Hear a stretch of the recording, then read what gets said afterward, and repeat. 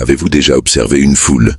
Ce flot incessant de visages, de gestes et de voix, et ressenti un étrange détachement, comme si vous étiez étranger à tout ce tumulte, alors que des milliers se précipitent vers les mêmes objectifs, se battent pour les mêmes récompenses, célèbrent les mêmes rituels.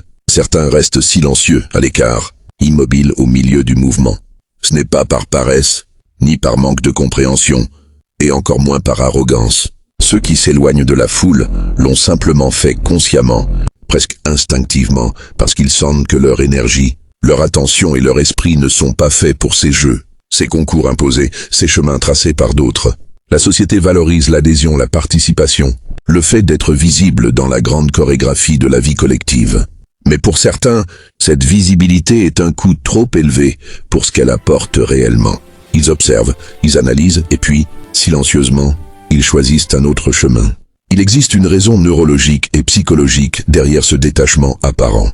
Le cerveau humain fonctionne sur un équilibre entre récompense, reconnaissance sociale et survie tribale. Depuis des millénaires, appartenir à un groupe signifiait protection, ressources et sécurité. Être exclu pouvait signifier la mort. Aujourd'hui, ces instincts sont encore présents, mais les structures sociales ont changé. Les groupes sont immatériels, symboliques, parfois éphémères. Le besoin de validation persiste, mais le prix de cette validation est souvent disproportionné par rapport aux bénéfices réels. Ceux qui quittent la foule ont recalibré ce mécanisme. Ils ont évalué, consciemment ou inconsciemment, ce qui mérite leur attention et ce qui ne la mérite pas. Chaque minute passée à s'investir dans des luttes collectives arbitraires est une minute en moins pour construire, apprendre, créer ou explorer des expériences véritablement enrichissantes. Cette distinction se voit aussi dans la manière dont ils traitent les histoires, les récits préfabriqués et les émotions empruntées. Là où la majorité se laisse emporter par les drames prédéfinis, les victoires, les défaites, les héros et les antagonistes imposés par la société, la culture ou les médias, ceux qui marchent à contre-courant refusent cette absorption passive. Leur cerveau recherche des expériences où l'émotion est générée par l'action réelle, la création réelle, la découverte réelle. Il ne s'agit pas de se détacher par cynisme, il s'agit de choisir où investir son énergie émotionnelle, où laisser ses neurones miroirs s'activer pour ressentir de la joie, de la peur ou de l'excitation. Ainsi, alors que certains vibrent à chaque événement social, chaque compétition, chaque opinion populaire, d'autres vibrent à l'accomplissement personnel, à l'invention, à la maîtrise d'une compétence, ou à l'exploration d'idées qui n'existent nulle part ailleurs que dans leur propre esprit. Il y a aussi une composante cognitive qui distingue ces individus. Le cerveau humain a une capacité limitée pour l'investissement profond.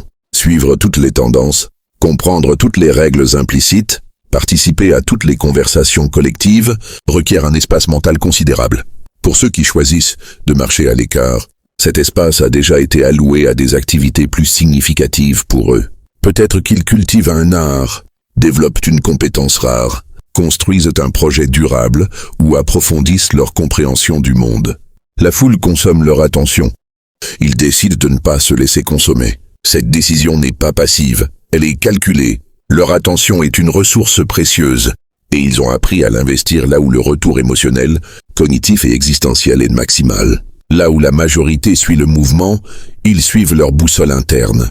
Le contraste est fascinant. D'un côté, la majorité des gens recherchent le confort du collectif, l'excitation partagée, la validation immédiate. De l'autre, certains recherchent l'authenticité, la maîtrise et la profondeur. Les premiers vivent dans un flux constant d'émotions, dicté par des forces extérieures. Les seconds construisent un flux interne, une expérience personnelle où chaque victoire, chaque apprentissage, chaque création est pleinement possédée. Il ne s'agit pas d'une supériorité morale ou intellectuelle, mais d'une orientation différente. La foule offre des histoires toutes faites et des émotions prémâchées. Les esprits indépendants choisissent d'écrire leur propre histoire et de générer leurs propres émotions.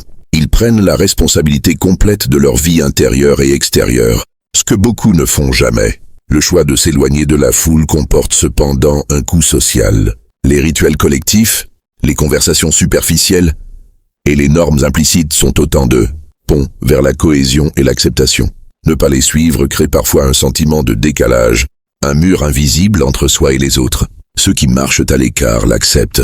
Ils savent naviguer dans des Cercles sociaux qui ne nécessitent pas de compromis sur leur attention et leur énergie. Les relations qu'ils cultivent deviennent souvent plus profondes, plus sincères, parce qu'elles ne reposent pas sur des automatismes ou des validations superficielles. Les conversations touchent rapidement des sujets significatifs. Les liens se forment sur la compréhension mutuelle et la valeur réelle, plutôt que sur des références communes imposées par la culture dominante.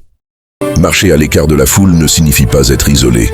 Cela signifie observer et choisir, comprendre le jeu social sans en être prisonnier. Ces individus perçoivent les dynamiques invisibles qui régissent le comportement collectif. Ils remarquent comment les opinions, les habitudes et les passions sont souvent guidées par des forces extérieures plutôt que par un désir authentique. Ils voient l'énergie investie dans des rituels sociaux qui rapportent peu en termes de développement personnel ou de satisfaction durable. Et là où la majorité trouve sécurité et validation dans la répétition de comportements convenus, ces esprits indépendants cultivent la conscience de soi, l'intention et la responsabilité personnelle. Ils ne jugent pas ceux qui suivent le courant. Ils constatent simplement que leurs propres valeurs et leur énergie sont mieux dépensées ailleurs. Leur perception de l'identité et de la communauté est radicalement différente. Pour beaucoup, appartenir à un groupe signifie aligner ses actions, ses opinions et ses émotions avec celles du groupe. Mais ceux qui s'éloignent comprennent que la véritable appartenance est choisie, construite et nourrie consciemment. Ils recherchent des communautés où l'échange est basé sur des valeurs partagées, sur la création et l'inspiration, plutôt que sur des rituels imposés ou des affiliations par défaut. Cette approche transforme chaque interaction en un terrain d'apprentissage et d'épanouissement où la loyauté n'est pas automatique, mais méritée, réfléchie et mutuelle. Ils ne subissent pas les histoires d'autrui. Ils co-créent des expériences qui résonnent profondément avec leurs aspirations. L'indépendance cognitive est un autre trait marquant. Ces individus sont attentifs à la manière dont leur attention est utilisée, conscients que chaque minute dépensée dans la distraction ou le conformisme est une minute volée à la construction de leur propre monde, intérieur et extérieur. Ils se détournent de la consommation passive pour se consacrer à des activités qui enrichissent leur esprit et leurs compétences. La lecture, la création artistique, la réflexion stratégique, l'innovation, la pratique d'un instrument ou l'exploration intellectuelle sont autant de terrains sur lesquels ils investissent leur énergie. Chaque tâche, chaque projet, chaque apprentissage est choisi, réfléchi et souvent orienté vers des objectifs qui apportent une satisfaction profonde et durable, contrairement aux gratifications superficielles et temporaires que la foule offre. Le contraste entre ceux qui se laissent emporter par la masse et ceux qui choisissent leur propre chemin ne se limite pas aux activités. Il s'exprime dans la manière dont ils gèrent les émotions et les expériences. La majorité des individus dépend de stimuli externes pour générer la joie, l'excitation ou la validation. Les indépendants, eux, cultivent une autonomie émotionnelle. Ils savent que le bonheur, la satisfaction et le sens viennent de la participation active, de l'accomplissement personnel et de la maîtrise de leur environnement immédiat. Observer les autres célébrer, se plaindre ou se conformer devient un exercice de compréhension, non de comparaison. La peur de manquer quelque chose, le fameux FOMO, est transformé en une conscience tranquille que ce qui compte vraiment se trouve dans leur propre trajectoire. Cette orientation vers la création, plutôt que la consommation, crée une puissance silencieuse. Alors que la foule s'agite et se fatigue dans des cycles répétitifs, ceux qui marchent à contre-courant accumulent des compétences, de la connaissance et des expériences uniques.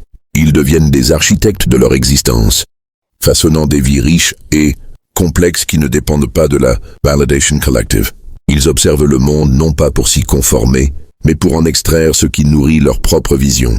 Leur engagement envers leurs projets, leur apprentissage et leur passion devient une source d'énergie et de satisfaction que la majorité ne comprend pas, mais qui est incroyablement stable et gratifiante. Leur relation avec le temps est également différente. Là où la foule se laisse emporter par le rythme des événements externes, ces individus créent un calendrier interne façonné par des priorités choisies et non imposées.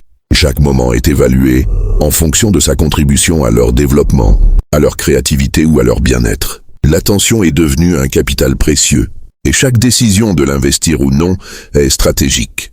C'est cette maîtrise du temps et de l'attention qui leur permet de marcher à l'écart sans regret ni sentiment de perte.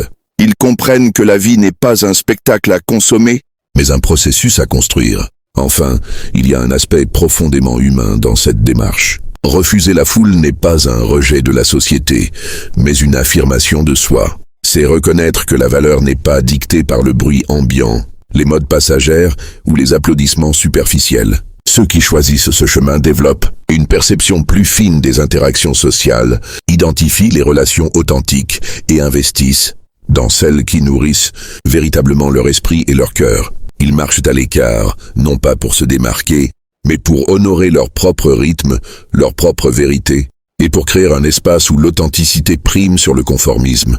Ainsi, la prochaine fois que vous observerez la foule ou que vous sentirez la pression de participer aux rituels imposés, rappelez-vous que marcher à l'écart est une expression de liberté, d'intelligence et de maturité.